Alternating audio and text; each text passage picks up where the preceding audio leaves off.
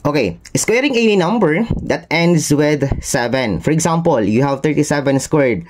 So the last digit of your answer is always 9. Why 9? So because when you multiply 7 by 7, so the answer is 49. Yung 9 lang yung sulat natin, yung 4 is i-add natin sa ating next step. Okay? So yung next step natin is to multiply your tens place by 4. Madali lang yung pag tanda dyan because 49, 4, okay? So again, 3 times 4, you have 12. And take note, you have always additional 4 because of 49. So 12 plus 4 equal 16. Again, yung ating sulat dito ay yung last digit lamang, which is 6. Okay? At yung 1 is i-add natin sa last step natin. Okay, yung last step natin is to multiply your tens place by its next number, which is here is 4. 3 times 4 is take 12. And take note, you have 1 here as a carry. This is the reason why the answer is 1,369 for 37 squared. Next example. So when you have 57 squared, the last digit of your answer is always 9.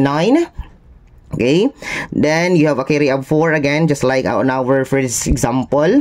Next step is to multiply 5 times 4 by 4.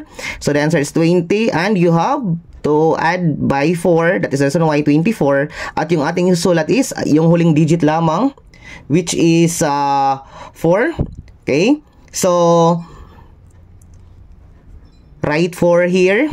And yung 2 is carry ng ating yung ating last step. Yung last step natin is to multiply yung tens place by its next number, which is 6. The answer is 30, and you have carry here 2 plus 2. That is the reason why the answer is 3,249 for 57 squared.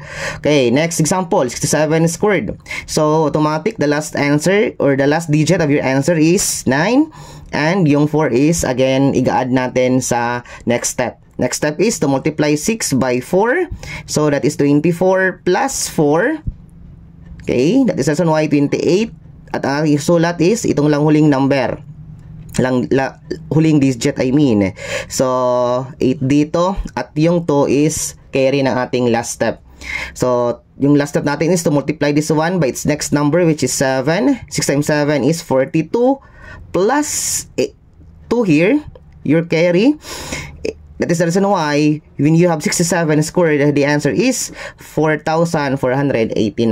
How about dito mga idol?